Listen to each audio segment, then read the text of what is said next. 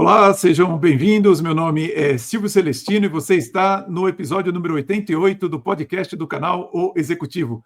O nosso propósito aqui é aumentarmos a sua musculatura executiva para que você seja cada vez mais um executivo classe internacional.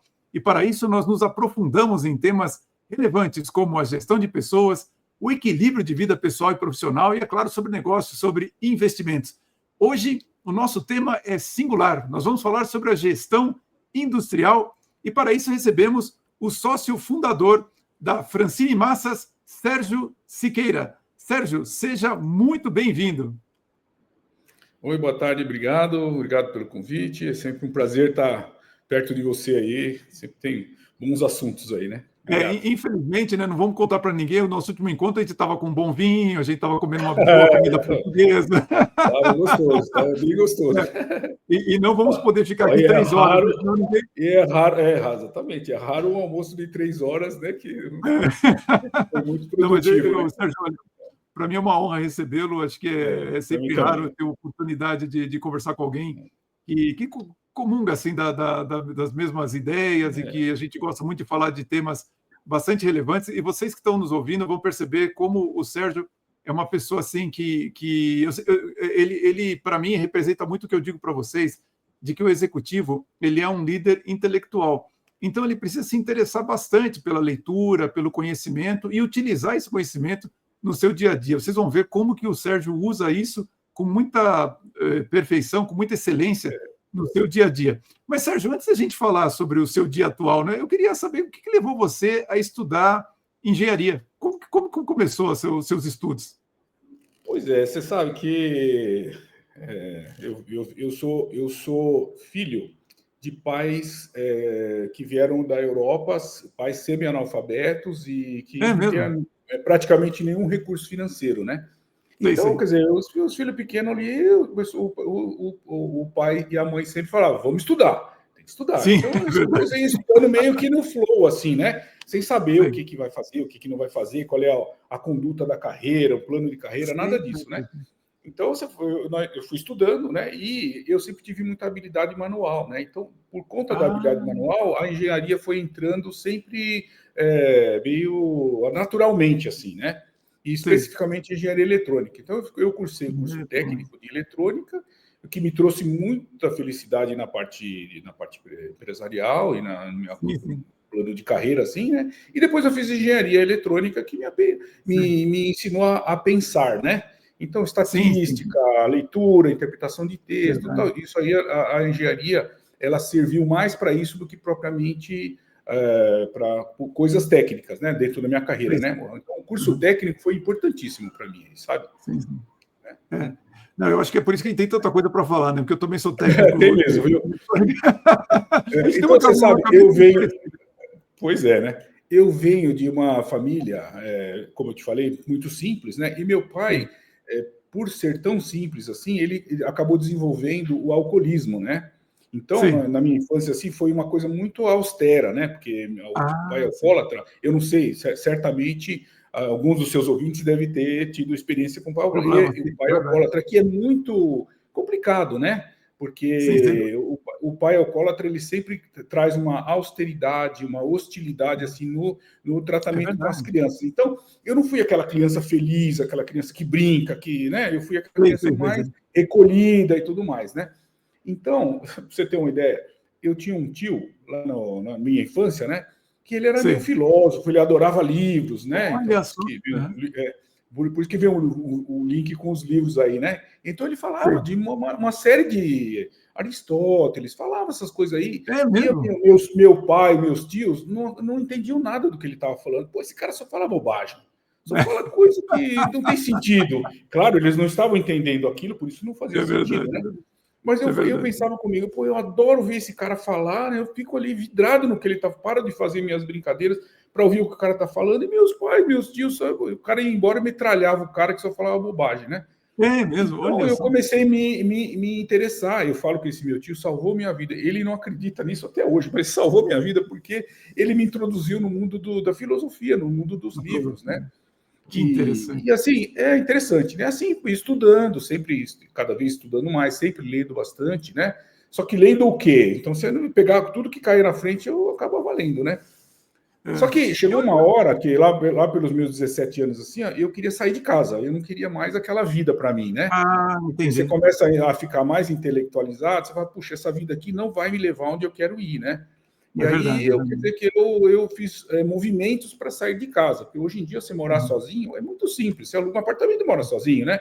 Verdade, mas há 40, 45 anos atrás, não era fácil você morar sozinho, não era né? tão simples, é verdade, é verdade. Então, arranjei uma namorada lá e casei para sair de casa, né? Então, é verdade. Então, foi interessante. Eu fui muito feliz, porque, de repente, eu consegui sair de casa, montar minha própria vida, ter meus próprios movimentos, sem ter que depender se aquele dia ia ter briga em casa ou não, se aquele dia ia ter dificuldade em casa ou não, né? Então, foi uma coisa muito, muito bacana para mim ter saído de casa, assim, né? Foi uma coisa rica, né? E aí, logo cedinho... Assim, desculpe. Não, eu ia perguntar, na verdade, quais empresas você trabalhou? Como é que foi o começo da sua vida profissional? Em quais empresas você trabalhou? Antes de ser empresário. Logo que eu saí de casa, eu fui trabalhar na Pirelli, porque tinha uma amizade. Direto na Pirelli? Né? Direto na Pirelli. Eu entrei como estagiário quando eu tinha 17 anos, né? Sei. Então, quer dizer, do jeito que eu saí de casa, do jeito que eu entrei na Pirelli, né? Eu já conquistei um dinheirinho e esse dinheirinho me proporcionou, daqui a alguns anos, casar e sair de casa, né? Então, desde os 17 anos, eu entrei como estagiário, né? Na Pirelli. Na Pirelli em Cabos, né? Não Pirelli na Pirelli Cabos, aqui em Santo André. Pirelli Cabos. Não existe mais, né? Não existe mais, é uma pena, viu? Foi uma empresa muito bacana de se trabalhar, né? E você sabe que o meu primeiro trabalho na Pirelli como estagiário foi resolver um problema enorme, né? Que eles tinham lá, que era o seguinte: lá, como era cabo, você tinha que fazer o teste de falha do cabo, que você tinha que subir energia, subir energia até o cabo explodir. E esses testes eram feitos, era assim mesmo, você tinha que subir energia até para ver quanto que o cabo aguenta, né? Teste de estresse mesmo, né? Pois é. E esse teste aí era feito por um teste por vez, por uma única pessoa. Então, a pessoa, a cada 10 minutos, ela ia lá, apertava um botão durante 5 segundos. E ficava fazendo isso 24 horas. Então, tinha troca de turno e tal, né? Nossa. Eu fui lá como estagiário e fiz como estagiário do curso de eletrônica, né, de técnico de eletrônica, eu fiz um circuitinho simples, assim, um temporizador que ele marcava um tempo de 10 minutos, que era a espera, e marcava outro tempo de 5 segundos, que era para apertar o botão, né? E aí, quer dizer, que não precisava mais daquele funcionário, porque o meu robozinho fazia o teste automaticamente. Só que aí eu criei mais um implemento, quer dizer, que em vez de fazer um teste por vez, eu fazia 6 testes por vez, porque como era o robô que fazia, você não precisa ter a segurança, você podia espalhar mais os testes. Então, de um funcionário para fazer um teste por vez, eu comecei a fazer, no período de alguns meses, assim, 6 testes por vez, e o teste fazia 24 horas ininterruptas, porque não precisava ir no banheiro, não precisava jantar, não precisava nada disso, porque o robô estava trabalhando ali, né? Muito interessante. Aí o pessoal lá na Pirelli falou assim, poxa vida, esse moleque aí, 17 anos, já fez isso aí, ele é o cara, né? Aí começaram a me dar mais responsabilidade, mais cargos, então eu fui crescendo assim, né? Sim. E no prazo de... Assim. Não, pode falar. Eu ia perguntar se você só trabalhou na Pirelli, então, como empregado. Depois eu trabalhei numa única outra empresa. Depois da Pirelli, eu saí da Pirelli, né? E fui trabalhar numa outra empresa, né? Que também é uma história muito interessante, né? Mas eu queria falar que depois eu fiquei na Pirelli, né, nessa função, depois de estagiário, eu fui efetivado, fui outros cargos, né? E acabei sendo transferido para a Pirelli. Depois de uns 5 ou 6 anos, eu fui eu acho que uns 8 anos, eu fui transferido para a Pirelli de Rio Grande do Sul, né? Lá tinha uma fábrica, então eu fui... trabalhei lá 5 anos, foram os 5 anos mais felizes da minha vida, eu passei no Rio Grande do Sul, verdade. Então, lá eu fui para implantar o sistema de qualidade. Sim. Só que era um assunto de ISO 9000, era relativamente novo naquela época, muito difícil, né?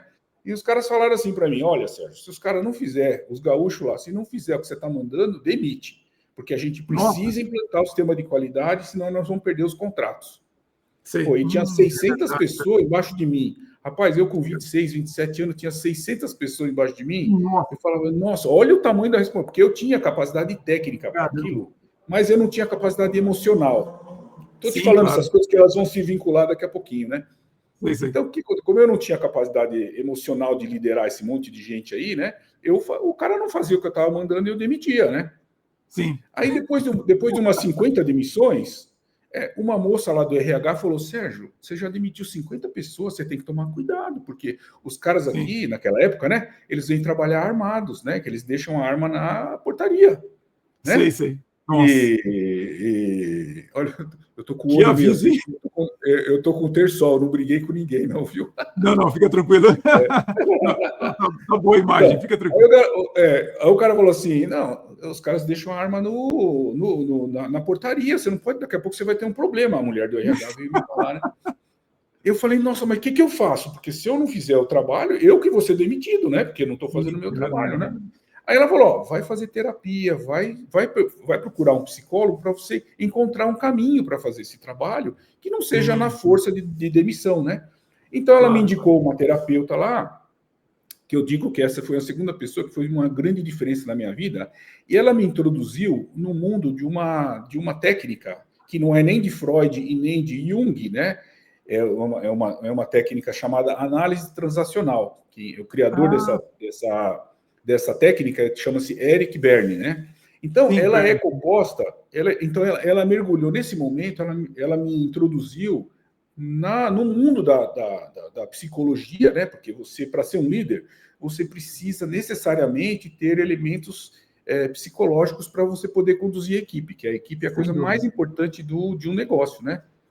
Então, fiquei estudando análise transacional lá na terapia com ela. Às vezes era terapia em grupo, às vezes era individual, e muitos livros. Né? Ela me deu uns 20, 30 livros para ler sobre esse assunto, né? Nossa. Eu não sei se você conhece análise transacional, seu público aí, né? Não conheço. Mas eles são, assim, estados do ego da pessoa. Então, você tem o estado pai, o estado adulto e o estado criança, né? Então, por exemplo, se nós dois estamos agora tendo uma conversa adulta, eu estou falando minha história, você está ouvindo minha história, é uma conversa adulta. Eu estou emocionalmente no estado adulto e você também. Mas, por exemplo, vou te dar um exemplo, né? Se eu te pergunto, Silvio, que horas são? Aí você me fala assim, é a mesma de ontem. Então, é como se você estivesse infantilizando a nossa transação, a nosso relacionamento. Você está infantilizando, né? Agora, eu vou perguntar, por que ele está infantilizando? Ele tem algum objetivo com isso? Né? Sim. Por quê? Agora, a mesma coisa, se eu te falo, ô Silvio, que horas são? Você fala, pô, você não tem relógio?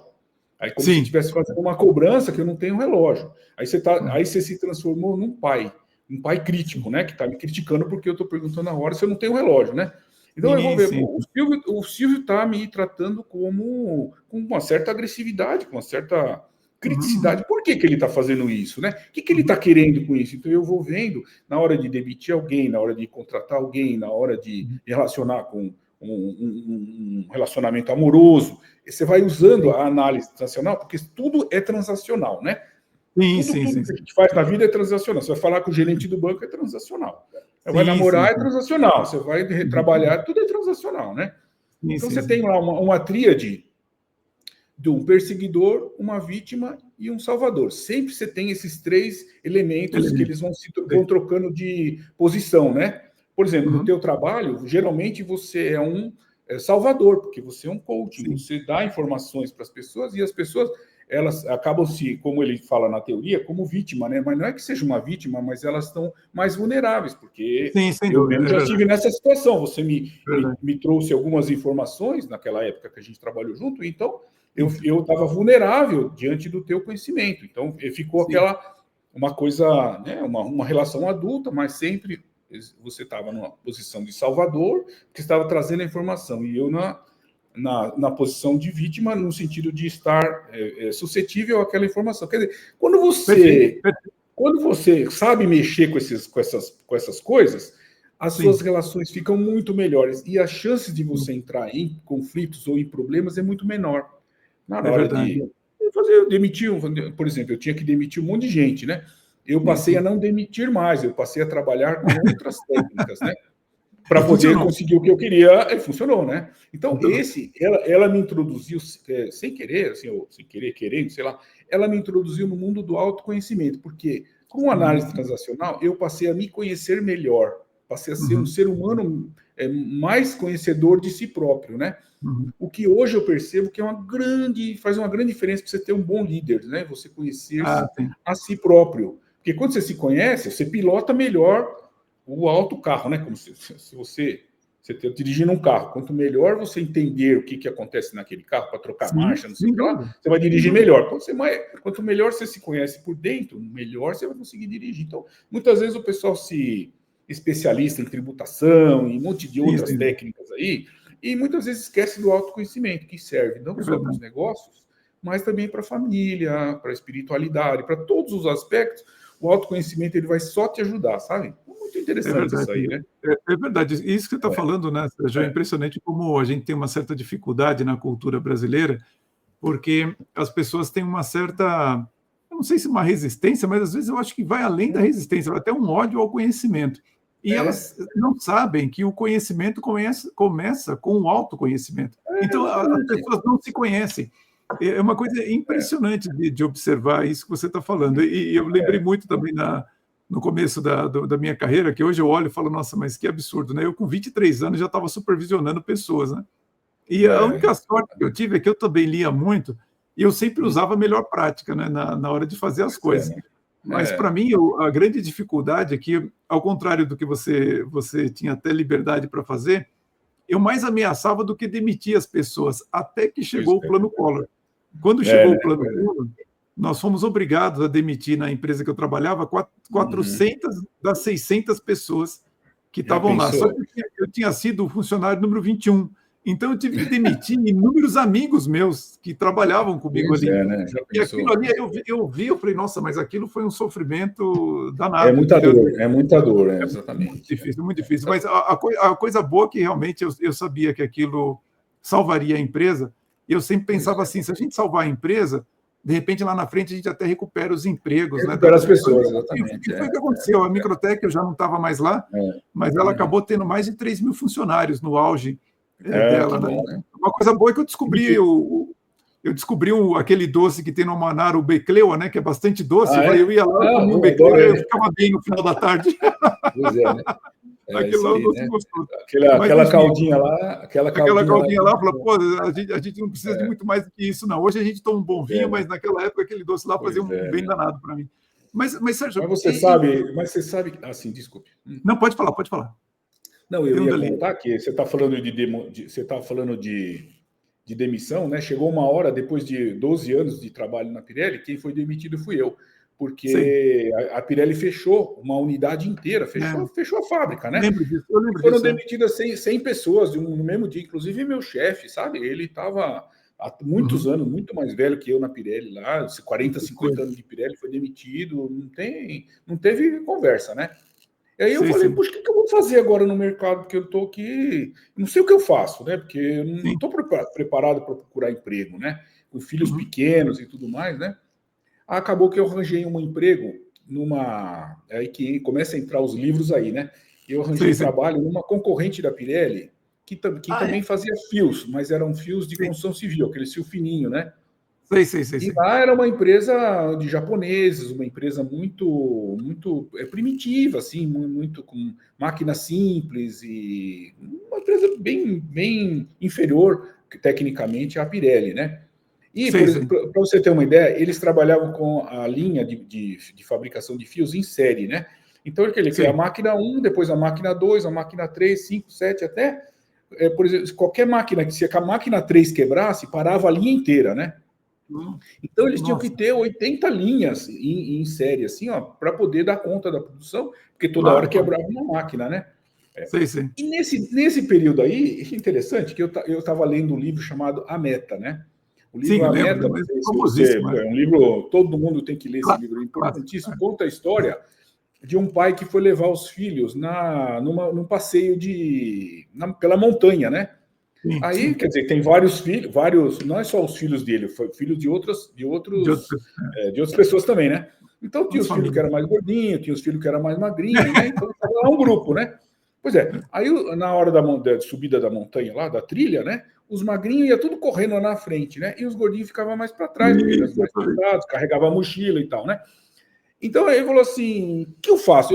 Esse pai aí falou assim, o que eu faço? Eu fico aqui atrás junto com os gordinhos, Fundo, né? para eles não ficarem... Ou eu fico lá na frente, segurando os magrinhos, para os gordinhos chegar, né? Aí ele começou a estudar o que queria fazer. Você vê que isso tem tudo a ver com processos fabris na empresa. Esse aí que ele quer chegar, né? Aí ele pegou e tirou a mochila do gordinho e deu para o magrinho. Que ele já equilibrou um pouquinho, porque o gordinho ficou mais leve um pouquinho, porque ele tirou a mochila dele, né? E o magrinho ficou mais pesado, porque deu a mochila para ele, né? Então a velocidade média ficou mais homogênea, né? E assim conta a história, mas é um livro lindíssimo de se ler, muito bacana, né? E aí, por causa deste livro, eu fiz o melhor trabalho da minha vida nessa empresa, porque como eu estava te falando que as máquinas eram todas ligadas em série, eu liguei as máquinas em paralelo. Sim. Então, quer dizer, que se tinha uma máquina muito rápida, eu tinha 3 máquinas lentas do lado dela, né? Essas 3 máquinas lentas davam conta da máquina mais rápida, né? Se tinha outras máquinas mais lentas ainda, eu tinha 5 máquinas mais lentas ainda, né? Para dar conta da primeira mais rápida e das outras 3 não tão rápidas, né? Então eu variava o número de máquinas dependendo da velocidade. Então todas as máquinas trabalhavam na máxima, né? Então, por exemplo, para dar conta da primeira máquina que era a mais rápida de todas, né? Que era a que fazia o fio de cobre, eu tinha às vezes 5 máquinas em paralelo para fazer o enrolamento do fio, por exemplo, né? Então, quer dizer, com esse trabalho eu mudei todo o layout daquela fábrica para equipamentos em paralelo, não mais equipamentos em série, né? Então, eu falo que foi o meu melhor trabalho na minha vida, porque a velocidade média, quando as máquinas eram em série, a velocidade média de produção dos fios era 40 metros por minuto. E passou a ser 600 metros por minuto. Pô, de 40 para 600 foi um ganho enorme, assim, né? E o japonesinho pulava dessa altura, porque porra, né? Nós estamos aqui há tantos anos e nós nunca fizemos isso. Você vem aqui, em 6 meses já está fazendo isso, né? Quer dizer, que não é mérito meu, não é, eu só apliquei o livro à meta. Eu só apliquei o livro à meta lá, entendeu? Quer dizer, que equilibrar as velocidades, né? Os livros têm uma importância enorme na vida da gente, né? É uma pena, né, Sérgio, que às vezes eu vejo o brasileiro falar da teoria com certo desdém, né? E eu digo para as pessoas, olha, o que está no livro, na verdade, é a prática condensada e aplicada. Se você decodificar aquilo, você vai aplicar aquilo que é o melhor que existe e você vai sair muito melhor. Mas, infelizmente, muitos executivos ainda acham que a experiência deles é mais importante do que o livro, né? É claro que não é todo livro, tem uns livros especiais, né? Mas você vê que tem muita gente na internet, no Instagram, dando a receita do sucesso, né? Mas a receita do sucesso não existe, entendeu? Porque ela é muito individual, ela é muito focada naquilo que você está vivendo naquele momento ali, né? Exatamente. Então, você tem que procurar a sua receita, né? E eu acho interessante quando você falou do seu tio, né? Que ele conversava com você, porque juntando com isso que você acabou de falar, não é qualquer livro. Você precisa de um orientador que te diga, olha, leia esse livro. Exatamente. Como você tem muita gente escrevendo livro, você fica perdido. Então, você fica perdido. E gente como a gente, que sabe o que está falando, e muitas vezes a gente não é ouvido, né? Porque a gente não aparece muito. Eu, por exemplo, não apareço muito. Eu falo, nossa, se eu tenho uma riqueza tão grande, eu acho, pelo menos, tem uma riqueza tão grande, e muitas vezes ela fica aí, né, para pouquíssimas pessoas, né? Hoje em dia as pessoas ficam muito preocupadas com a comunicação, tem que ser, a comunicação tem que ter um entretenimento, tem que ficar, você tem que emocionar a pessoa e tal, e aí, claro, né, tem que ter um pouco difícil, mais adulto, mais sério, olha, eu não estou aqui para emocionar ninguém, se quiser ouvir, eu acho que a gente tem muita coisa importante para comentar, mas de forma você sabe que quando você vai buscar as coisas vão aparecendo na sua frente, né? Uma frase que eu gosto muito de repeti-la, né? E eu tenho contato com essa frase praticamente todo dia, né? Para que nunca eu me esqueça dela, que é o seguinte: é uma frase que foi dita por Einstein, né? Na época dele, né? Falava assim, ó, Deus age anonimamente na vida das pessoas através das coincidências. Então, você pensa que aconteceu uma coincidência, mas na realidade é Deus agindo na sua vida, né? E você fala, nossa, que coincidência! Mas, na verdade, é isso. E ele falou ainda mais que Deus age na vida das pessoas através das coincidências e age mais intensamente para nós, os desbravadores, que nós somos desbravadores de mercado, desbravadores do próprio empreendedorismo, né? Então, a gente conta muito com a ajuda de cima, vamos falar assim, por conta dessas coisas. Então, se a gente buscar, a gente vai receber, sabe? Então, eu acho que tem que buscar mesmo, né? Só que se você for buscar os coaches, entendeu? Você não é esse o ponto, né? Não é, é muito fácil, muito pasteurizado. Acho que você tem que buscar nos livros mesmo, essa é a minha visão, né? Sim, sim. Na verdade, assim, todo o trabalho que você faz, acho que ele tem que ser individualizado e contextualizado, né? Porque o contexto das pessoas nunca são iguais, os contextos, né? Então, você precisa entender e usar aquilo, mesmo quando usa um bom livro, fazer a contextualização, senão você não vai acertar nunca.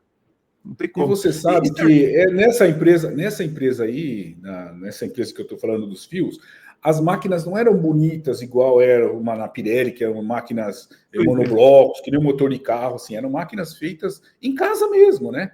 Aí eu falei, mesmo, esse japonês teve uma sacada incrível, porque em vez de comprar a máquina, que custa muito caro, ele fabricava as próprias máquinas, né?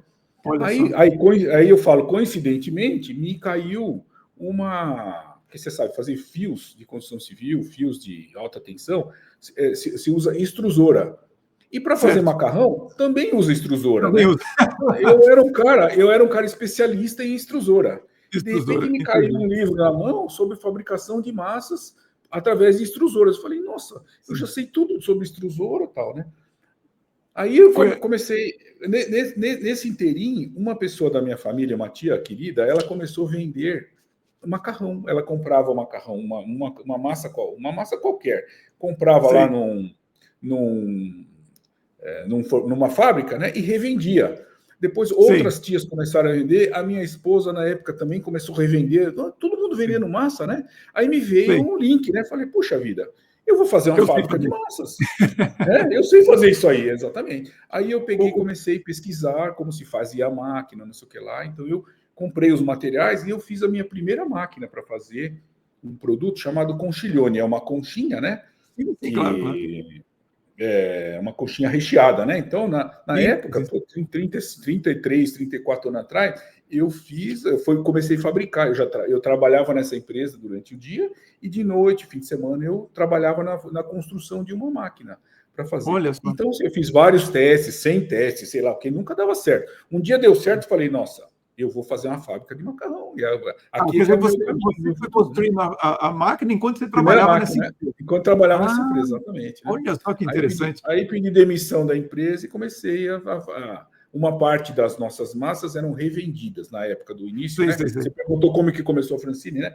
Uma parte das massas eram revendidas. A gente comprava lá da empresa e revendia. A outra parte a gente começou a fabricar. E assim, um produto por vez, hoje a gente fabrica umas 200 tipos de não só massas, mas de outros produtos diferentes, assim, né? A gente fabrica muita coisa na Francine. Então, essa história que eu vinculo da extrusora para o cabo com a extrusora do macarrão, né? Então, duas perguntas para você, Sérgio. A primeira é a seguinte: você já era, então, líder de pessoas quando você era empregado. Você tem algum líder de referência? Como que é o seu estilo de liderança? Olha, você sabe que eu estudei muitos líderes, né? Líderes políticos, líderes religiosos, porque dentro do estudo eu leio muito autobiografia das pessoas, né?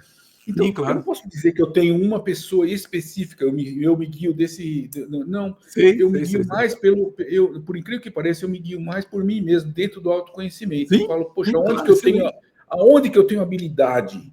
Então, eu foco aonde eu tenho habilidade. Por exemplo, se eu for baixinho, eu vou jogar basquete, não vai dar muito certo, né? Não dá. Então, eu foco aonde que eu tenho habilidade. Então, eu percebo que você desenvolver habilidades para lidar com pessoas é o melhor caminho para você ser um bom líder. Porque você tem um produto, você tem as máquinas, você tem o financeiro, mas no final do dia, quem manda é a familiaridade que você consegue com a equipe. Se a equipe toda trabalha abraçada, você tem mais força, né? Quando a equipe passa a trabalhar, o teu pensamento, ela passa a te ter como um exemplo, sabe? Eu percebo na Francine, você vê, nós temos lá mais de metade dos funcionários que tem mais de 15, 18 anos de casa. Incrível, não? Incrível. Até agora nós estamos marcando fazer uma festa dos velhos, né? Porque tem tanta gente velha de casa, vamos fazer uma festa dos velhos lá, né? Porque eu sou o mais velho deles, né? Claro, claro. Né? Mas sabe que... Então, parece engraçado, mas a equipe faz toda a diferença. Então, eu saio lá da empresa, eu fico tranquilo que a equipe está trabalhando como se eu estivesse lá. Então, para mim, esse é o maior exemplo de liderança que possa haver, né? Porque quando a equipe trabalha sem você estar por perto, né? E é interessante isso que você falou, Sérgio, porque que é o desejo de todos os líderes, né? Olha, quando eu não estou aqui, as pessoas continuarem trabalhando. Mas o que você falou que eu achei que é relevante é quando você fala que você respeita a sua natureza, né? Quer dizer, olha, não vamos ser jogador de basquete com 1,60 m, porque vai ser problemático. Não que seja impossível. Então eu vejo aonde eu tenho deficiência, eu vou buscar aquela deficiência, né? Exato, claro. Mas você trabalhar com honestidade, você trabalhar olho no olho, dar o feedback que precisa, receber o feedback que precisa, porque tem muita gente que vende aí as técnicas de governança, né? Você pode fazer a melhor técnica de governança que existe. Se a equipe não for coesa, a governança nunca vai ser harmoniosa. Ela vai sempre ser conflituosa. Pode ter governança, mas conflituosa, não harmoniosa, né? Quando você respeita a sua natureza, você sabe o que você é capaz de fazer, o que você tem os gaps, que você vai ter que melhorar, mas respeitando a sua natureza, até mesmo os gaps, você sabe como é que você vai corrigir. Exato, e você atrair as pessoas que têm um jeitão para trabalhar com você, aquilo ali que vai fazer com que realmente tenha uma sinergia bacana e as coisas aconteçam, né? Então, isso mas você sabe que tem umas histórias muito interessantes que, assim, parece que o universo vai conspirando a seu favor quando você trabalha com uma certa harmonia no local de trabalho. Assim, né?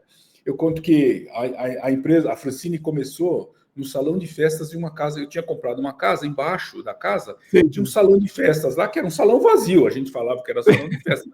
Era um salão vazio, que eu jogava bola com meus filhos e tal, né? Aí, tem esse espaço aqui, vamos começar a fazer aqui. Então, a empresa ficou 4 anos nesse espaço, né?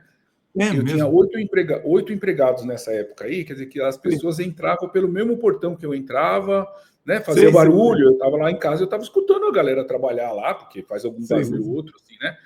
E aquilo começou a me incomodar bastante, depois de 4 anos, com filhos pequenos, assim, você perde um pouco a privacidade, né? Então, aí eu falei, pô, preciso sair daqui, senão daqui eu não vou, se eu ficar aqui eu não vou crescer, eu preciso sair daqui. E conforme eu decidi, eu comecei a guardar dinheiro para comprar ou para alugar um espaço, né?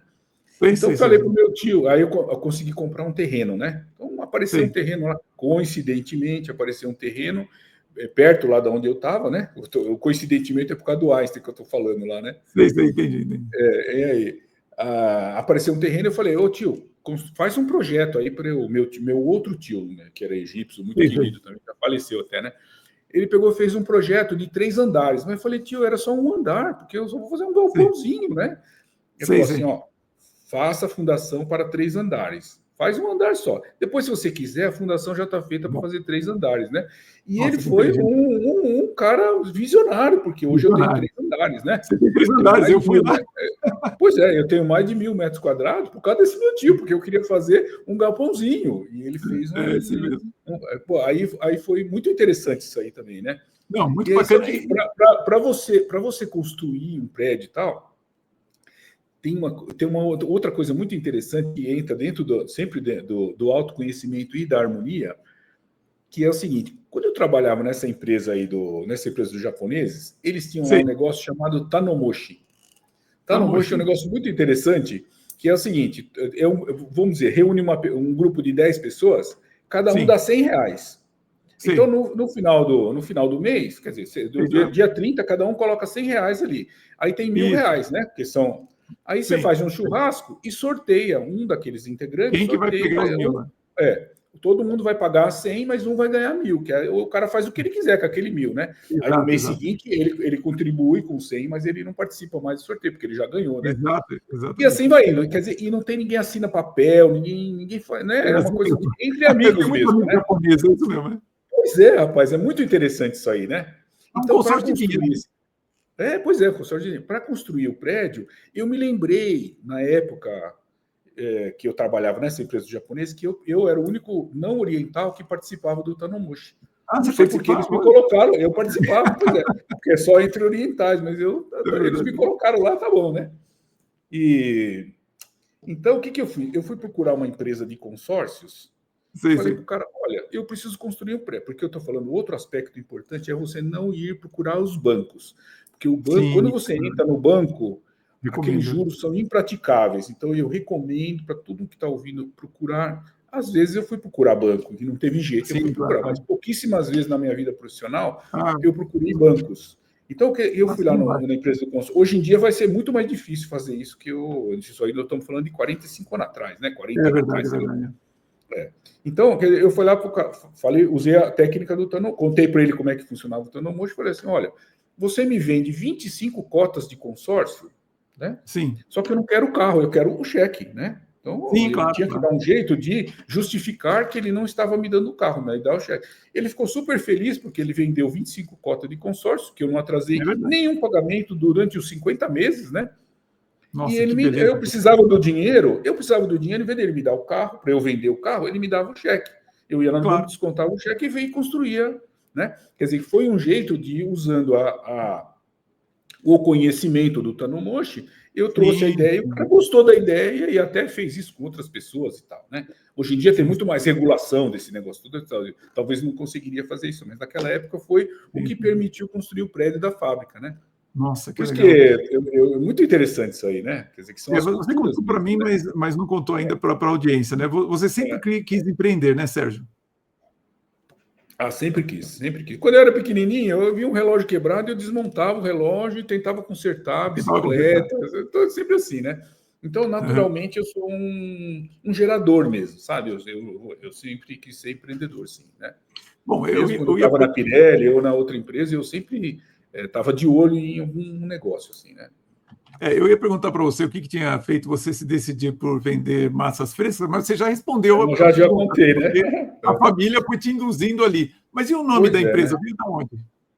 O nome da empresa foi um somatório. Na época, a minha esposa se chamava Francilei, então ficou... Você sabe que sempre a gente homenageia uma mulher nas nossas empresas, nossos empreendimentos, né? Então o nome veio uma coisa italianamos, né? Uma parte do nome, então saiu daí o nome, né? Então, essa é a história, Sérgio, né? Eu não sei se eu contei isso para você, né? Mas você sabe que quando eu fui te visitar, você me derrubou, né? Porque eu fui lá, né, na Francine Massa. Se eu te derrubei, eu não percebi, viu? Não, você não percebeu, mas o que acontece é o seguinte, é que eu fui te conhecer lá, eu falei, nossa, ele vai contar a história que é o avô dele que começou as massas Francine e tudo mais, e como é que era feita a massa. A hora que você falou para mim que você era engenheiro, que trabalhava com extrusora, e aí teve a ideia de fazer a massa, eu falei, putz, mas isso é uma coisa que eu nunca imaginei. E aí quando eu perguntei qual era o nome, você falou, não, então o nome da minha esposa, eu tenho uma italianada. Eu falei, ele começou a tradição dele realmente, entre aspas, do nada, né? Realmente, assim, do nada, exatamente. Eu sou uma pessoa muito simples, simples, muito verdadeira, sabe? Muito verdadeira. Assim. Eu sempre ando com roupa simples, meus hábitos são muito simples, né? Então, né? Eu pratico muito intensamente a simplicidade mesmo, assim, né? É verdade. Bom, mas você sabe que quando veio a crise, porque a empresa sempre foi boa, sempre ganhou dinheiro, né? Mas também ela teve os seus perrengues aí, né? Quando veio a crise da Dilma, que foi 2015, né? 2015. Então a empresa, 2015, a empresa quase faliu, né? Porque justamente nessa época os filhos estavam já grandinhos, eles estavam demandando mais custos, mais cursos, né? Né, curso de inglês, viagem, não sei o quê. Eu falei, preciso ganhar um pouquinho mais. Então a gente foi atrair o mercado de massas congeladas para cozinhas industriais. Então é um volume maior de material, assim. Então foi uma alçada de crescimento, né? Justamente junto com essa alçada veio a crise do 2015, que foi da Dilma, né? Que ela fez impeachment, fez aquela lambança toda e tal, né? E ela pegou a empresa endividada, mas não endividada com bancos, porque essa coisa do consórcio já acabou lá faz muito tempo, né? Só que eu tinha comprado câmaras frigoríficas, máquinas para fazer as massas congeladas, né? E de repente passou uma rasteira, porque com a crise da Dilma eu perdi aquele mercado que eu estava quase que conquistando, que era o das massas congeladas para cozinhas industriais, né? Mas só que eu estava endividado com os fornecedores desses equipamentos, não com o banco, né? Beleza. Então a gente fez uma negociação, todos eles receberam a contento a coisa, então para um pouquinho essa obra aqui, vamos dar um tempinho, porque tem a crise, A crise não era só para mim, para eles também, entendeu? Então Não, eles para todo queriam mundo, né? concluir o serviço né? E assim a vida que segue, né? Mas Uhum, foi uhum. uma coisa muito interessante. E para salvar a empresa, eu passei a contratar consultores, né? Então, Sei, como eu sei. estava endividado, esse é outro ponto que eu queria tocar. Você está perguntando o que é importante para você ser um bom líder, né? Muitas vezes, Sim, quando você sim. não sabe as coisas, você tem que contratar consultores, não tem jeito. Claro, Porque o claro, claro. consultor é que sabe mais do que você sobre determinadas coisas que você ainda não aprendeu, né? É verdade, é Só que verdade, como é eu estava verdade. num momento endividado difícil da empresa, assim, né? O Uhum. consultor entendeu tudo errado. Ele achou que eu queria vender a empresa, sabe? Aí Ah, ele estava maquiando a empresa. Esse é um alerta que eu gostaria de deixar. Aí. O uhum. consultor começou a maquiar a empresa para ela ser vendida. Então fez mais ou menos aquilo que a loja americana andou fazendo aí, coloca aqueles números bonitos, só que eles são Sim, falsos, entendeu? Não são adianta falsas. aquilo lá, sabe? Quando Uhum. você vai ver, tá cheio de cadáver no armário, assim, né? Então, Não, isso aí eu não. falei, pô, consultor, não é isso que eu quero, né? Eu quero fazer a coisa correta, honesta, né? Claro, claro, claro. Aí demiti o consultor, né? Uhum. E contratei um outro consultor que esse trouxe a noção de DRE, a noção de Ah, outras ferramentas sim, sim, de sim. gestão, né? Gestão, claro. E esse consultor ficou muitos anos com a gente, ele foi muito, muito importante assim para nosso novo momento de crescimento, né? Então a empresa Uhum. deu um salto assim, né? Deu um A salto. partir da crise de 2015, a empresa então, ela poderia ter trilhado o caminho de ser vendida, de fazer a maquiagem e tudo Sim, mais, sim, mas sim. não, ela trilhou o caminho de se gerir, de se autogerir ainda melhor através desse outro consultor, né? Sim, sim. Eu sempre conto uma história do consultor, não sei se você, que a gente precisa tomar muito cuidado com o consultor, porque tem consultor muito bom, mas também tem consultor muito ruim, né? Pô, Então eu sou gosto de suspeito contar de uma falar. história. Pois é, mas você é dos bons, eu sei. Mas, porque você é uma pessoa correta, sabe? É isso que eu percebo, pelo menos, né? E, então, tem uma história do consultor que o caboclo estava lá no... É uma história muito interessante, isso aí que vai Sei, te dar sei. uma rapidinho. O caboclo estava lá na fazenda, com o palitinho de dente na boca, assim, e aí parou uma S10, assim, soltando fumaça, tá, falou assim, olha, o homem falou assim, se eu souber, se eu conseguir adivinhar quantas cabeças de gado o senhor tem na sua fazenda, o senhor me Sei. dá uma cabeça desse gado aí? Ele falou, pois não, Aham. pode dizer. Aí o cara sacou o GPS, sacou não sei o que lá e tal, fez a geolocalização, não sei o que lá, falou, o senhor tem 1.483 cabeças de gado, né? Ele falou, Sim. nossa, tá certo, eu tenho isso aí mesmo, parabéns. O senhor pode pegar a sua cabeça de gado lá, que o senhor Diga. queria, tá, pode pegar. Sim, sim. Aí ele pegou a cabeça de gado lá, colocou na S10, né? Ele ligou para ir embora e falou, posso fazer uma perguntinha? O caboclo Sim. perguntou, né? Posso fazer uma perguntinha? Ele falou, pode. Se eu descobrir qual é a sua profissão, o senhor me devolve a cabeça de gado? Ele falou, pois não, eu devolvo. Ele falou, o senhor é consultor. Eu falei, mas como você sabe que eu sou consultor? Mano, você veio aqui dizer o que eu já sabia. Você veio aqui, não, você veio aqui sem eu te chamar. Eu te chamar. Você veio falar o que eu já sabia. É E verdade. você pode devolver meu cachorro aí, porque você não entende nada de gado. Esse é o meu gado, esse é meu cachorro. Aí falou assim, eu conto essa história aí, parece que eu estou menosprezando os consultores, mas não é. Sim. Porque tem consultor que é desse jeito Muito mesmo. bom.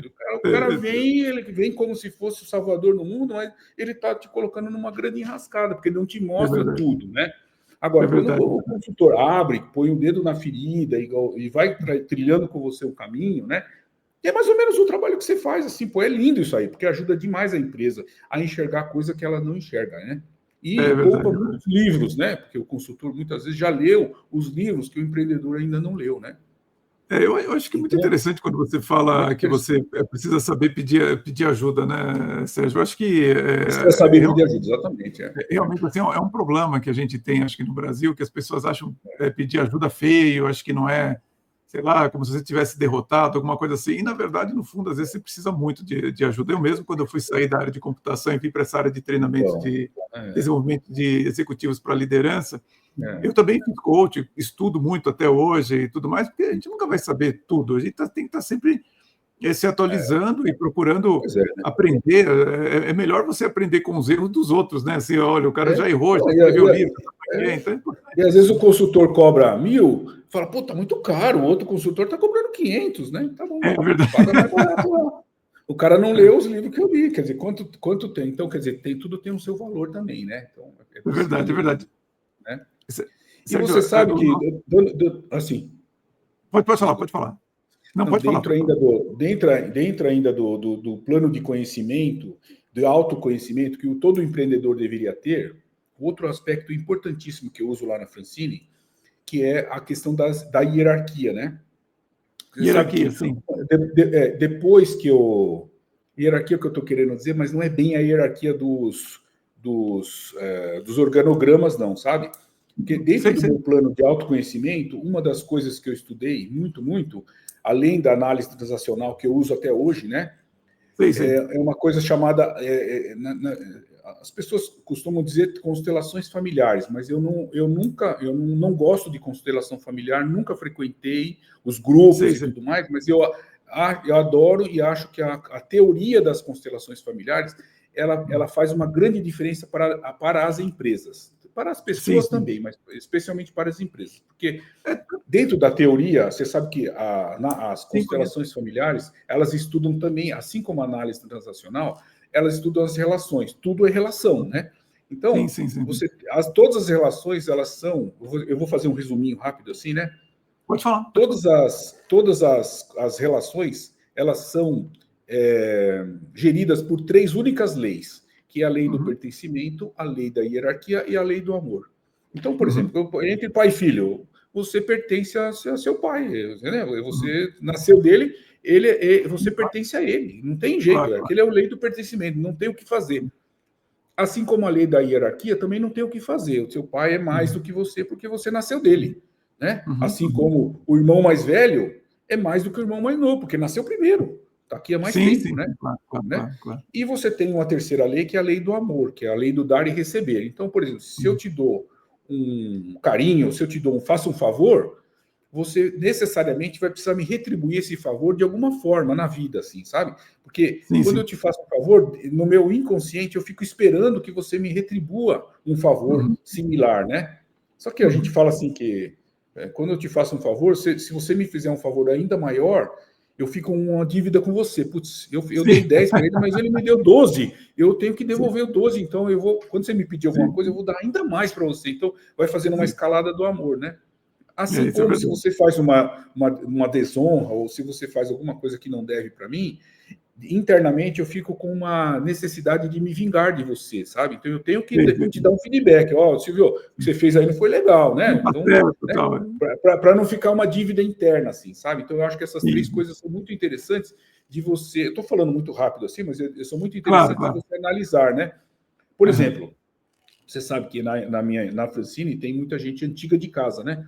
O pessoal antigo de casa tem mais valor do que o pessoal novo. Porque às vezes o funcionário novo entra com um cargo acima. Então, só que tem um pessoal lá que tem um cargo inferior ao dele, mas ele está lá há mais tempo. Então, a orientação lá na Francine é o seguinte: funcionário de cargo mais alto, respeite o funcionário de cargo mais baixo que veio antes de você. Ele está aqui na Francine antes de você. Ele está aqui nessa cultura antes de você, independente do cargo. Porque muitas vezes o cara que tem um cargo maior, ele não conhece... muitas vezes a história da empresa, a índole da empresa e a cultura da empresa acaba tomando a decisão errada. Então ele precisa necessariamente... Então, por isso que às vezes eu tenho gente muito antiga de casa, porque você sabe, turnover é um negócio custoso e dá um trabalho danado você trocar um funcionário, né? Então, para mim, eu tenho pouco trabalho com isso, porque as pessoas acabam ficando muitos anos lá, né? E se o cara não se adapta no ambiente, ele sai logo, sabe? Então, não é que o pessoal fica 3, 4, 5 anos depois que vai ver que não serviu, né? Porque os antigos, dentro das constelações familiares, hierarquicamente, os antigos são mais do que os novos, né? É verdade. Olha, Sérgio, a gente tem uma sessão aqui no nosso podcast que eu chamo de Conversa Controversa, onde a gente fala um pouco mais sobre temas controversos, claro, com um pouco mais de profundidade. Então, fica aqui o meu convite para você que está nos assistindo, a se inscrever no nosso canal, vai ter um link aqui embaixo, justamente para que você saiba um pouco mais sobre esses temas mais polêmicos e possa se aprofundar um pouco mais e às vezes dar uma opinião que a gente não quer deixar para o grande público, a gente quer falar de uma maneira um pouco mais reservada. Tem um link aqui embaixo para você se inscrever. E, Sérgio, a gente tem uma preocupação muito grande aqui no podcast, justamente de network, né? Eu queria que você... A gente está falando de Francine Massa, mas eu queria que você falasse mais sobre os produtos da empresa. O que faz a Francine Massa? Quais são os produtos? Porque você não tem loja, né? Como é que eu faço para comprar um produto da Francine? Primeiro fala da empresa. A Francine, ela é disposta da seguinte maneira: tem um prédio, que esse de 3 andares que eu estava contando, que ele tem, é onde fica a fábrica, né? E tem um outro prédio que também é próprio, onde fica o pessoal comercial, né? Esse fisicamente elas estão em outro diferente, em outro local, porque a vibração do pessoal comercial é diferente da vibração do pessoal de produção, né? Então eu optei por colocá-los em prédios separados, né? Mas a Francine, ela é uma empresa muito digitalizada, quer dizer que tudo que a gente faz, pouco papel circula dentro da empresa, né? Verdade, então, a compra, venda e pedidos e materiais, sempre tem um sistema lá que faz a gestão de tudo isso aí. Mas para o cliente, quer dizer que nós atendemos restaurantes, supermercados, cozinhas industriais, revendedores, loja virtual, quer dizer, para o consumidor final, né? E supermercados, né? Quer dizer que a gente atende uma gama grande, além de empresas como a GM, a Mercedes, a gente atende empresas grandes assim, de porte assim que há muitos anos no mercado, a gente acaba atendendo clientes de muitos anos esse daí, né? Que compra para o restaurante industrial deles.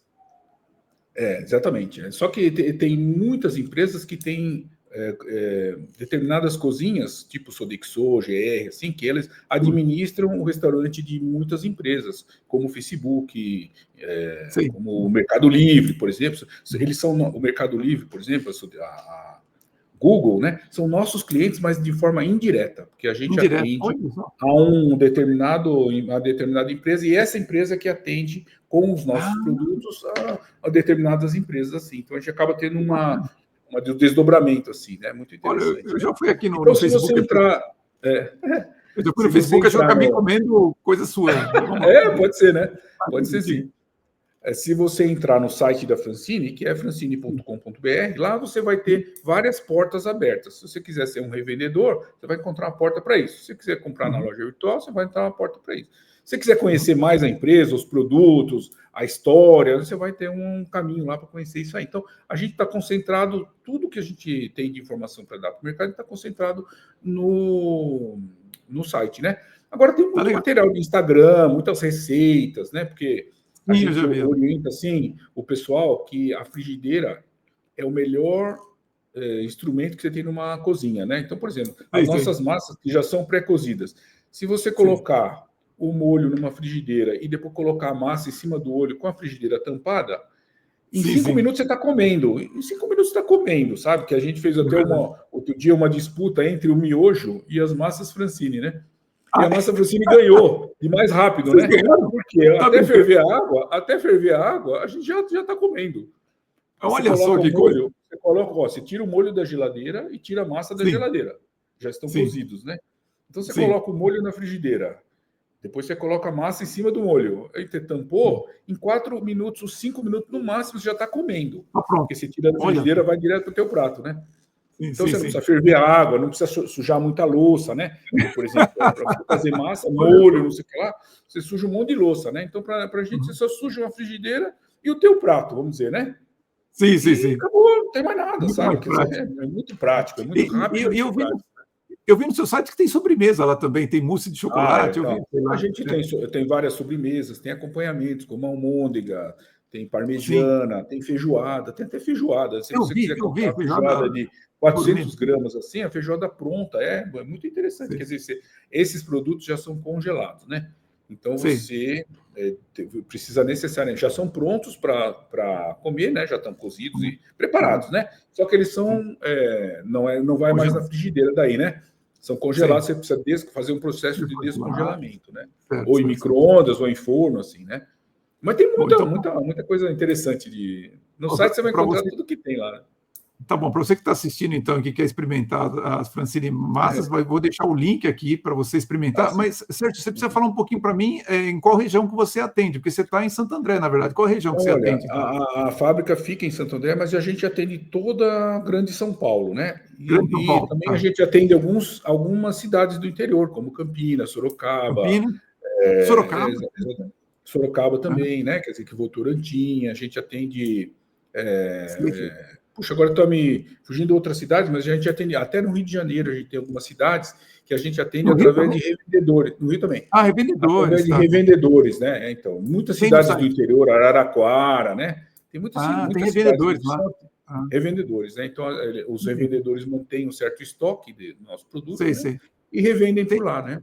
nessa época tem muita gente no litoral. Tem lá em Santos também? Não, como é que Litoral é? também tem, bastante Tem? cidades todo o litoral tem nossos produtos. Ah, Tá? bacana. A gente não tem, tem sempre em forma de revendedores, né? De A gente vendedor, tá. atende alguns restaurantes, mas loja a gente não atende, porque loja é um atendimento muito mais próximo, assim, né? Próximo. Por exemplo, uma das estratégias que a gente usa é de não atender as grandes redes, tipo Carrefour, Sei, sei. Pão de Açúcar, eles nos procuram até, sabe? Mas a gente não Aham. atende porque a logística é muito complicada e o Complicado. relacionamento não é tão harmonioso como eu gostaria que fosse, sabe? Então Ah, eu é opto por não importante, né? atender esse mercado aí, sabe? Então tem tanto É mercado, importante. né? Que fala, pô, esse mercado não vou atender, não. Porque ele rouba muita energia da empresa, sabe? Determinados mercados. Então eu percebo, ó, esse relacionamento é bom dentro da teoria que eu estava te falando ali, né? Esse mercado é bom para mim, vai trazer harmonia para dentro da empresa, então eu vou no mercado. Se o mercado, eu vejo que o mercado não traz harmonia para a empresa, eu deixo de fora. Porque para mim a coisa mais rica que tem dentro da empresa é o ambiente harmonioso que existe entre a equipe, sabe? Então às vezes você pega cliente muito difícil de lidar, a equipe começa a se ter choque internamente, porque ela quer fazer dar certo, o outro não consegue fazer dar certo.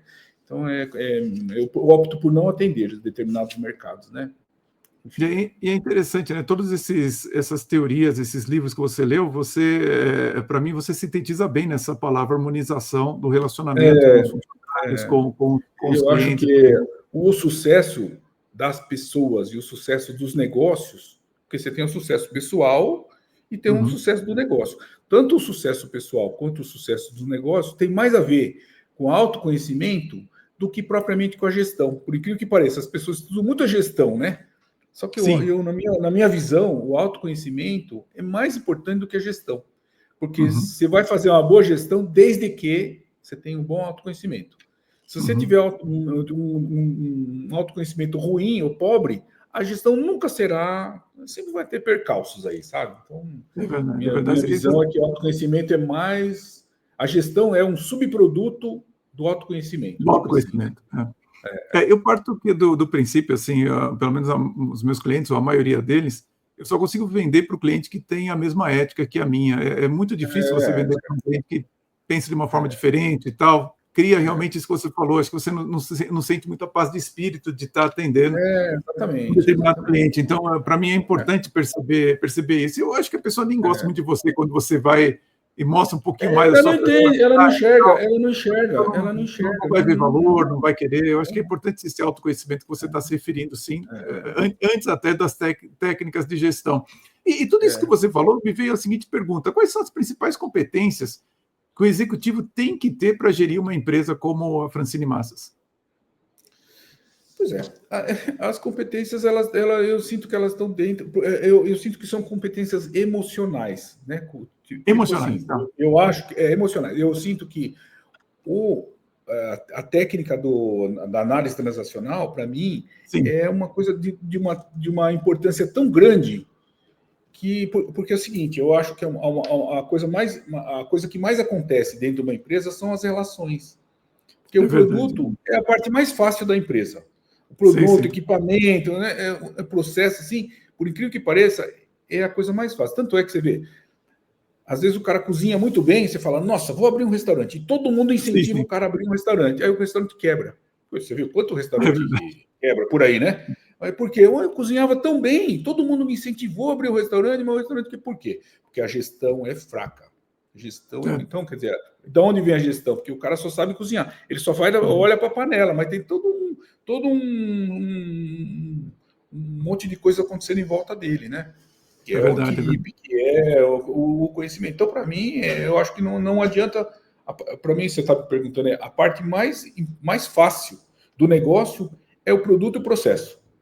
A gestão é a parte mais difícil. E a gestão ela só é competente quando o líder é um bom líder através do seu autoconhecimento. Tem que ser um bom líder de si mesmo, né? De si mesmo, é verdade. Às vezes a pessoa a maioria das pessoas não faz essa distinção de que você liderar não é apenas você liderar os negócios ou pessoas. Você tem que liderar primeiro você, depois a sua carreira. Aí sim você começa a liderar pessoas, negócios, oportunidades, por diante, né? Então, um monte de gente que eu vejo falando,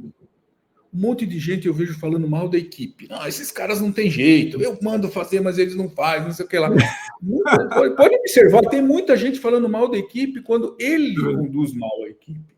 A equipe tá lá, ele que está conduzindo mal, sabe? Então, eu acho que ele está perdendo uma grande chance de ter uma boa equipe, porque ele está mal preparado para gerenciar. Né? De certo modo, né, Sérgio, você tem que ter muita humildade para olhar para si mesmo, né? Para realmente olhar com realismo e tudo mais, né? Você falou uma coisa importante, que eu estou trazendo toda a responsabilidade para mim. É verdade. Né? Quando eu falo isso, eu estou trazendo 100% da responsabilidade para mim. Se eu for um bom gestor, minha equipe vai fazer o que precisa ser feito. E com amor, não é com harmonia, assim, não é com chicote na mão, porque chicote na mão já passou essa época aí, né? É interessante como isso transparece na Francine Massas, né? Quando eu fui visitar você, o próprio relacionamento, o jeito que as pessoas conversavam com você, a gente visitando ali cada uma das instalações, as pessoas ali trabalhando, eu percebia muito claramente isso, um respeito devido, mas as pessoas estavam serenas, assim, não ficavam assim intensas pelo fato de você estar presente ali, né? Que tem muito chefe, muito dono de empresa, quando chega todo mundo fica assim nervoso e o cara é esquisito e tal. E ali eu via que não, as pessoas conversavam. Eu lembro até que passou um rapaz que era o cara da manutenção, comentou alguma coisa com você trocou uma ideia com ele de boa ali. Eu falei, puxa, que interessante isso, né? Como é bacana. É interessante mesmo. É interessante mesmo. Eu sou muito feliz por ter conquistado esse espaço, assim, sabe? Eu sou muito feliz. Porque é uma coisa difícil, viu? É uma coisa que eu considero uma coisa difícil, assim. E, Sérgio, como é que você se mantém atualizado? Porque eu lembro que quando eu te conheci, a gente falou assim, olha, vamos... Você falou assim, me visita na sexta-feira, a gente foi almoçar, que você falou que é o dia que você pega ali para ler, para... Como é que você se mantém atualizado? Você conversa com os outros empresários também? Como é que é isso? Você sabe que eu sofro muito no tal da solidão empresarial, né? Que eu não converso eu converso com pouquíssima pessoa. Quando eu tenho oportunidade de conversar com alguém, é 3 horas o almoço. Outro dia nós fomos almoçar. Porque tem muito assunto, tem muita coisa. Porque eu sou uma pessoa um pouco solitária, assim, porque às vezes você vai almoçar com a pessoa, mas não, a pessoa não te agrega, ou então você não vai agregar para a pessoa. Eu prefiro. Então, às vezes que eu vou almoçar, 99% das vezes eu almoço sozinho. Eu levo o meu podcast, eu levo um Kindle para ler no restaurante mesmo. Eu fico lá num café de 20 ou 40 minutos, fico lendo ali, fico conversando comigo mesmo, fazendo planejamento, que eu vou num lugar gostosinho, ar-condicionado e tal, fico lá, né? Agora, em casa, fim de semana, assim, eu sempre leio alguma coisa. Você vê, na minha biblioteca aqui, eu tenho mais de 2.000 livros lidos, né? Quer dizer que eu sou uma pessoa que leio mesmo, assim, sabe? Sim, claro. Quer dizer que eu acho que os livros... Nem sempre eu leio o livro até o fim. Esse livro aqui não está falando nada comigo. Agora, por exemplo, eu estou lendo um livro muito interessante, que ele chama-se Apaixone-se pelo Problema, que é o livro do criador do Waze. Né? Sim, você falou para mim. Pois é, que coisa interessante, né? Quer dizer, que ele conta como que surgiu o Waze. Pô, é um negócio, uma história riquíssima. O cara fala, poxa vida, é simples. E o sujeito é um sujeito simples, e ele traz tanta coisa interessante, e ele fala, apaixone-se pelo problema. Todo mundo querendo fugir do problema, e o cara tá falando, apaixone-se pelo problema. Não, quer dizer, tem uma coisa disruptiva aí, né? Não, é verdade, né? E realmente quando você tem o foco na solução, você se apaixona pelo problema, porque você vê a solução ali, né? O problema está te dizendo como é que você pode solucioná-lo. Você dialoga com ele, né? Eu tenho uma frase que eu falo sempre, que os problemas são nossos melhores amigos, porque eles é que nos levam para a solução, né? Porque se você fica procurando a solução, né? E, em geral, os problemas são companheiros fiéis, né, Sérgio? Eles estão sempre ali quando você... Eu falo que se você quiser se inspirar em alguém, se inspira num boleto, porque ele sempre ganha. Ô, Sérgio, a última vez que a gente conversou, você estava falando um pouquinho sobre a saúde física sua, né? Como foi a sua preocupação com a saúde física e como que você acha que um executivo tem que fazer para realmente dar conta do recado e se preocupar e ter esse equilíbrio, né, de vida pessoal profissional? Como é que é isso? Eu vejo que você precisa ter uma boa saúde, porque às vezes você ganhou dinheiro, a empresa está indo bem e tal, e você não sai do médico, porque, né? Então eu acho que é importantíssimo cuidar bem da alimentação, cuidar do exercício. Eu vou na academia todo dia, né? Então, eu não Todo tenho dia? nem... Exceto no sábado, que é o meu dia de descanso, todos os dias Sim. eu faço algum tipo de atividade física. 2 dias na semana eu faço jiu-jitsu e 2 dias na semana faço musculação e no quinto dia, no sexto dia, no caso, eu Sei. faço corrida, né? Corro na rua Ah, você mesmo, corre? assim, né? Ah, que Corro na legal. rua. Então, eu acho que é importantíssimo você estar bem preparado fisicamente, assim, sabe? Uhum. Né? Porque isso vai te trazer mais energia e vai te... Você está sempre disposto, né? É Quando você verdade, é está verdade. bem fisicamente, você está sempre disposto, né? Agora, perder tempo na fila do médico, pô, ninguém merece, né, Dureza. meu? Então, é melhor você ir para academia e não ter que ficar indo na fila do médico, né? Então, eu acho que Dureza. é uma motivação para o sujeito, né? Para as pessoas, no modo geral, assim. Eu sempre incentivo o exercício físico. Ele oxigena o corpo inteiro, inclusive a mente, né? É verdade. E você é um dos poucos empresários que eu já tive oportunidade de conversar que dá um valor grande também para a religião. Como que é isso para você? Você sabe que eu acho que se você vê o sol nascendo todo dia, a lua nasce de vez em quando, então você vê que não é possível que isso tudo ocorra. Estou dando uma metáfora assim, né? Mas não é possível Sim. que eu acabei de ter um netinho agora, mais um mês que nasceu, não é Ah, que possível que aquele maravilha. negócio sai da barriga da mulher ali, um ser humano perfeito, né? Com todas as Aham. funções, né? Você vai dormir, no dia seguinte você acorda. Não é possível que aquilo lá seja só mecânico, só química, sabe? Ah, Eu acho sim, que claro. tem uma partícula de Deus que nos habita. Eu vejo dessa Sim, com forma aí, certeza. sabe? Aham. Então eu sinto assim, e eu acho que no dia a dia a gente precisa praticar o exercício da fé. Não sei se eu posso Uhum. falar isso daí, mas Sim, eu claro. estava te falando outro dia que todos os dias, ou praticamente todos os dias, eu me relembro da história da história de Jó. Jó é Sim, aquele cara que... Pô, eu não sei se eu posso contar, que aí a história é um pouco mais pode, longa. depois a gente aprofunda mais na conversa controversa, mas pode Se sim. alguém estiver ouvindo aí, interesse-se pela história de Jó, porque o É Jó, verdade. a história do Jó está na Bíblia, né? Sim, Eu não sou, na verdade, assim, eu não vou muito na igreja, não, sabe? Eu faço sim. minhas orações em casa mesmo, né? Uhum.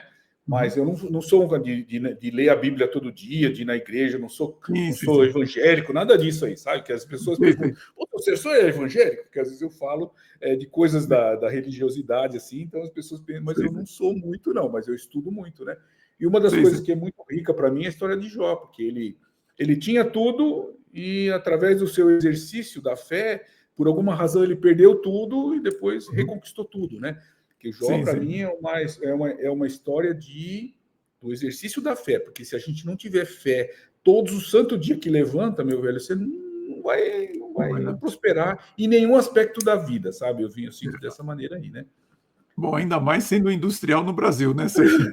Nossa Senhora, eu não sei, eu tenho algumas coisas que eu gosto da minha capacidade e tudo, mas tem um negócio que eu sou muito burro, cara, que fui Sei. ser empreendedor no Brasil, né? Isso é uma burrice sem tamanho, né, meu? Olha, Sérgio, mas você ainda foi É, mais arrojado do que eu, porque eu tive a minha revenda em computação até o é, ano 2000, 2002, mais ou menos, e quando eu resolvi mudar de área para essa área de desenvolvimento de executivos para liderança, um dos motivos é que eu falei: "Eu não quero mais vender nada, produto na minha vida". Eu falei: "Não, porque eu não quero mais ter CMS, essas coisas todas". E aí eu também não, achava que o serviço ele tinha um custo menor e um outro problema também, é, Sérgio, é aí que vem o autoconhecimento, né.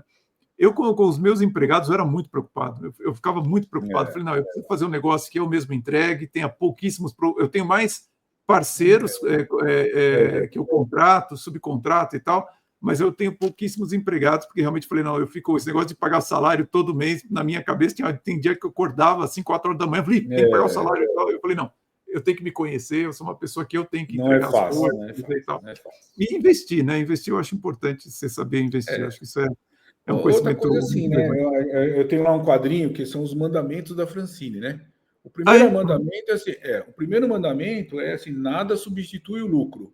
Então você tem que Sim. ficar medindo ali Ah, todas as ações que você faz. Pô, se o negócio tá lindo, mas não tá ganhando dinheiro, opa, tem alguma coisa errada sim, sim. aí, ó. Vai andar no parque. É, Precisa trabalhar e não ganhar dinheiro, vai andar no parque. não dá, E às vezes eu não falo dá. para os meus empregados lá, né? Tá reunido lá, eu falo assim, ó, se eu vender a empresa, né, e vender todas essas máquinas aí e transformar esse prédio aqui de mais de 1.000 metros quadrados em apartamentos, eu vou ganhar Uhum. muito mais dinheiro, proporcionalmente, porque eu Sim, não vou fazer nada, né? Eu só vou é alugar verdade. lá os 20 apartamentos, eu vou receber aluguel, eu fico em casa o dia inteiro sem fazer nada, né? Aí os caras falam assim, Sérgio, pelo amor de Deus, não faz isso. Eu falo, eu só não faço, porque eu falo assim que eu tô, para desistir, eu tô um pouquinho assim para desistir, sabe? Não é fácil. Por quê? Porque não é fácil, porque às vezes você vê, poxa, o aluguel te dá mais dinheiro do que você ficar correndo um risco.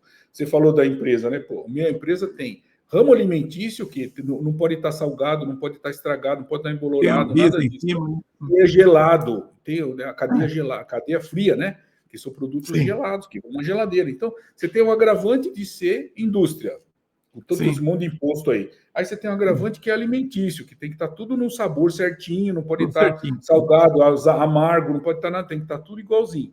E gelado, né? Porque se o negócio não tiver gelado, então você tem que garantir que o produto está gelado desde a hora da fabricação até a hora do consumo, né? Ali tal, olha, cliente, conserve na geladeira, porque senão o produto vai estragar, depois você vai falar que o produto não é bom. Então, trabalhar na indústria é difícil. Com o produto alimentício, um grau de dificuldade maior. Com o produto gelado, é mais ainda, sabe? Então, é uma burrice sem tamanho. Mas que te levou como é que fala, até agora, pelo menos, para você tocar a sua vida muito bem, né? Mas eu sou muito feliz, assim, sabe? Eu não posso reclamar de nada, né? Sérgio, você tem 2 filhos e uma neta, é isso? Falei certo? 2 filhos, eu tenho 2 filhos e 3 netos, né? Que eu tenho 2 filhos que moram no Canadá, né? Que os 2 moram no Canadá. O meu filho mais velho trabalha comigo já há 15, 16 anos, sei lá, desde que a empresa começou, ele trabalha lá, porque ele estava sempre lá olhando eu fazer as máquinas e tal, né? Fazia o primeiro site da empresa, ele sempre trabalhou na empresa, só que oficialmente ele trabalha há 15, 16 anos, mas na realidade ele trabalha desde antes da empresa nascer, né? Interessante. E tem uma filha que trabalha no banco, assim, que ela não tem vínculo com a empresa, mas os dois resolveram morar no Canadá para poder educar os filhos, né? Esse meu filho mais velho, ele acabou de ter o 3º filho, quer dizer que eu tenho 3 netos, né? Então, 3 netos, nossa, maravilha. 3 netos, maravilha. Maravilha. Um pouco antes da gente começar, você perguntou quanto tempo duraria o nosso podcast. Você vê, eu só tenho mais uma pergunta para você, demorou aqui já de 1h11 e passou voando para mim, viu? Eu adoro contar essas histórias aí, porque eu acho que elas são de uma riqueza. Não é porque é minha história, porque é o que eu estou falando, não. Eu acho que elas são ricas mesmo, sabe? Não, são mesmo. É uma história simples. É uma história simples, acessível para qualquer pessoa. Você vai comprar um livro, custa R$40. Não é verdade. E é aquilo que eu te falei, né, Sérgio? Eu queria justamente contar a história de pessoas como você que têm realmente experiência e que, assim, é uma história que a pessoa pode repetir, porque você não está falando para fazer nada assim que não esteja ao alcance. Estudar, comprar um livro, prestar atenção, contratar um consultor, contratar pessoas para ajudar. Acho que são todas coisas que é possível qualquer um copiar. E justamente por conta disso que a minha última pergunta é essa: que recomendação você daria para um jovem que quisesse seguir uma trajetória como a sua? Puxa vida, hein? Eu recomendaria, primeira coisa, uma coisa que eu acabei perdendo ao longo do tempo, estude inglês. Porque o inglês, você tem muita informação em língua inglesa que não existe em língua portuguesa, sabe? Então, quer dizer, quando eu trabalhava na Pirelli, eu recebia gente de fora do país, então eu tinha um inglês fluente. Quando eu vim para a Francine, então eu meio que perdi o inglês, porque eu só estava concentrado na empresa, nos filhos, na família. Eu sou um pai muito presente, uma pessoa muito participativa na família, assim, ó, né? Então, eu fui esquecendo do meu inglês, sabe? Então, hoje eu tenho, mas é uma coisa, não é como era antes. Então, eu recomendo. Estude inglês, porque quando você é jovem assim, você tem mais tempo, você tem menos responsabilidade. Então, estude inglês e não deixe de ler livros, né? E se você não tá vinculando muito com aquele livro, larga aquele livro e pega outro, né? Porque você tem que amar aquele livro que você está lendo, assim, sabe? E procura falar com pessoas que já leram, já trilharam os caminhos, pessoas que, gostaria de ser igual esse cara aí, ó. Pergunta, vai na entrevista o cara, pergunta para a pessoa, o que você me recomenda? Né? Conta a tua história, porque tem muita história bonita, assim, que eu acho que a minha história é uma história bonita, não acontece a parte aí, né? Tem muita história bonita que não é contada, porque às vezes não tem acesso, né? Não tem acesso, né? Então, você vê as histórias dos bilionários aí, os caras contam a mesma história 800 vezes, e tem lá 1 milhão de pessoas vendo a mesma história 800 vezes. Poxa, qual é a história do cara? Houve outras histórias, gente que dá mais realidade, sabe? Porque muitas vezes esses bilionários, a galera aí, autobiografia, você lê, você conhece a história do cara, mas aquilo lá, para você, que nem o Abílio Diniz falava assim, né, que ele era o gordinho lá, que apanhava lá, e né, o pai dele era dono da padaria e tal. Agora, a possibilidade de eu me tornar um Abílio Diniz, existe uma probabilidade aqui. Agora, a possibilidade é muito pequena, porque tem que acontecer um monte de fatores para eu ser o dono de uma rede do tamanho do Pão de Açúcar. Quer dizer, faça igual eu que você consegue. Não, não é assim. Você tem que trilhar um caminho, não é faça igual eu que você consegue, porque não é bem assim, né? Porque cada um tem as suas habilidades e tal.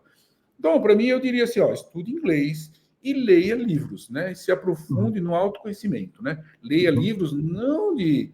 leia livros dentro do autoconhecimento, que sem autoconhecimento, você já está lá atrás. Você pode ter lido um monte de livro, mas se você não se autoconhece, e não é autoajuda que eu estou falando, hein? É autoconhecimento mesmo, estudar o seu funcionamento lá dentro. Exato.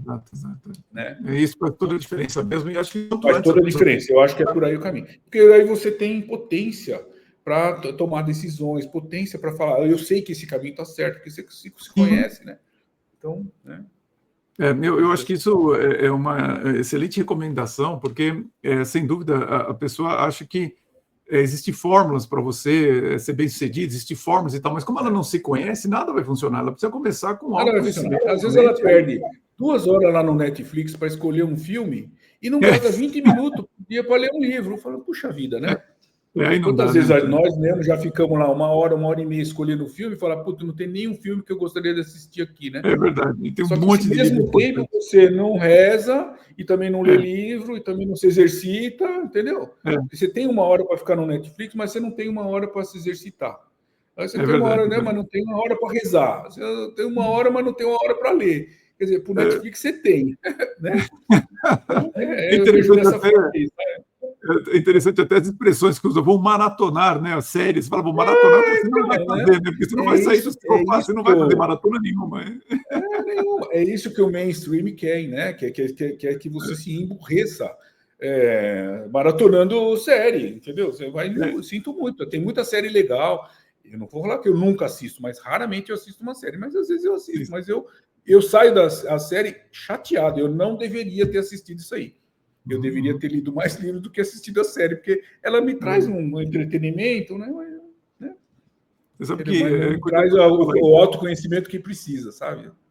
É curioso você falar isso, porque eu assisto pouquíssimas séries e percebo 2 coisas. Primeiro, que você esquece, né? Enquanto você está lá assistindo, você está naquela emoção. No dia seguinte, você já esquece o que você viu e tudo mais. E um segundo ponto é que eu gosto de escolher bem os filmes que eu vou ver. Eu assisto pouquíssimos filmes, mas eu gosto de assistir várias vezes quando o filme é bom, para pegar cada detalhe, para olha só esse detalhe, olha aquilo ali e tal. Aí você acha que você aprende mais do que você ficar vendo um monte de filme. Então, nós dois somos meio lunáticos, porque eu também assisto várias vezes o mesmo filme, porque de repente eu percebi uma coisa lá que eu não tinha percebido antes, né? Muito. Às vezes você assiste um filme assim várias vezes e fala, olha só o detalhe que está no começo do filme. Você sabe, por exemplo, tem um filme que eu assisto com uma certa frequência, que é o Poderoso Chefão, né? O Poderoso Chefão, ele é um filme que é o seguinte... O cara é do mal, que ele mata até gente da família e tudo mais. É verdade, né? É verdade. Mas ele é bom em ser um homem, né? Porque um homem, ele precisa ter umas bússolas, né? Porque você precisa ter... Eu vou falar mais uma coisa aqui. Não sei se eu estou com muito tempo aí, eu já estourei o tempo aí, né? Tranquilo. Mas é assim, o homem precisa ter força física. São tipo assim, são bússolas, né? Força física para quê? Se ele precisar carregar um peso, se ele precisar... um homem precisa ter força, né? Claro. Eu falo que são as bússolas: força, coragem, honra e disciplina. Então, assim, se você tem força, você pode ter coragem. Porque se você tiver coragem, mas não ter força, você vai fazer o quê com a sua coragem se você não tem força física, né? Então, você precisa ter primeiro força para você ter a possibilidade de ter coragem, você tem que ter força física, né? Para você exercitar a sua coragem, né? Você precisa de honra. Porque às vezes, se você vê uma desonra acontecer na sua frente, mas você não tem nem coragem, nem força, a desonra vai acontecer, você não vai fazer nada. Você vai fazer o quê? Você vai apanhar junto com quem está apanhando ali, vamos falar, né? Então, para você ser uma pessoa honrada, você precisa ter força e precisa ter coragem. Aí você vai poder ter a possibilidade de ser uma pessoa honrada. Né? E para você conseguir a força, a coragem e a honra, você precisa ser uma pessoa disciplinada, até mesmo para ir para academia, até mesmo para estudar, você precisa ser disciplinado. A disciplina, né? Então eu vejo no Poderoso Chefão que ele é bom em ser um homem, quer dizer que ele tem todas essas características, a força, a coragem e a honra, mesmo que a honra dele seja questionável, porque ele mata pessoas da família, mas ele é bom em ser um homem, né? Agora, ele pode ser um homem bom ou pode ser um homem mau. Mas ele é bom em ser homem, entende? Porque ele tem essas características da força, da coragem e da honra, né? Entendi. Então, quer dizer, ele não é um homem bom, ele é um homem mau. Mas eu não preciso ser um homem mau, eu posso escolher ser um homem bom. Mas eu tenho que ter as características que o Poderoso Chefão desenvolveu lá naquele filme, né? Entendi. Porque, ó, a tua palavra é a tua palavra, não tem duas palavras. Você deu a palavra, sim, palavra, não. Não escrever nada, né? Sim, não, né? Exatamente. Como eu falei, ele não é um homem bom, ele é um homem mau. Mas ele é bom em ser um homem, né? Porque é verdade. ele tem Olha, nós dois estamos vendo livros assim que mostram muita gente negativa, viu? Porque o filme que eu tenho visto com uma frequência ultimamente é o que chama Margin Call, que é um filme que fala sobre a crise de 2008, que é com o Kevin Spacey e tudo mais, e eles mostram como que é o começo de uma crise financeira, e ali no filme você tem o presidente, né, o CEO como é que fala, da corretora, né, tomando a decisão de ele vai vender tudo, ele vai ser o primeiro que vai vender tudo que, como fala, produtos que não valem nada, né, mas ele fala, não, vamos vender primeiro, porque aí a gente se salva, né. Mas o filme, ele é uma peça de teatro extremamente bem feita, né? E eu fico olhando os detalhes de como que ele faz a conexão, né, de cada elemento do filme com o que é o mercado financeiro. E o mau caratismo das pessoas também, uma série de coisas. Mas eu falo, puxa, engraçado, esse filme ele descreve bem o problema que a gente ainda vai enfrentar de novo, né? Eu imagino que a gente está na beirada de uma crise semelhante. Infelizmente, E como o caráter das pessoas, né, afeta isso, né? Mas, Sérgio, olha, eu lamento profundamente não termos falado 3 horas aqui, como foi o nosso último almoço, mas, ao mesmo tempo, eu espero que essa 1h20 aqui as pessoas tenham sorvido bem o seu conhecimento, a sua experiência, porque realmente eu tenho uma admiração muito grande por você, pela sua história, pelo seu sucesso, e justamente pelo fato de você ser alguém tão corajoso, alguém que trabalha numa área tão difícil quanto é a área industrial aqui no Brasil. E agradeço muito pela sua participação aqui no podcast do canal O Executivo. Muito obrigado, viu, Sérgio? Uma honra para mim participar, eu adorei também, viu? É sempre rico, né? E você vê que eu vim de pai alcoólatra, família pobre, entendeu? Quer dizer, que eu acho que isso tem um valor enorme, porque eu fiz a minha próprio caminho, assim, né? Minha própria trilha, né? Eu mesmo que, né? Então, eu acho que não se vitimizou por isso, né, Sérgio? Conseguiu pois sair. Exatamente. Muito mais uma vez, muito obrigado, viu, Silvio? Adorei, muito obrigado. Tudo de bom para você, viu? Prazer. Para você também. E um grande abraço para você também, que nos acompanhou nesse 1h22 aqui de podcast com o Sérgio Siqueira. E fica o meu convite na próxima quinta-feira, 19h30, mais um episódio do podcast do canal O Executivo. O nosso propósito aqui é aumentarmos a sua musculatura executiva para que você seja cada vez mais um executivo classe internacional. Um grande abraço e vamos em frente. Aliás, feliz ano novo, porque isso aqui vai sair, né, vai ao ar no dia 2, Sérgio. Então, feliz ano novo a todos. Vamos feliz em frente. Tchau, tchau. Um abraço e vamos em frente, como você fala aí. Vamos em frente.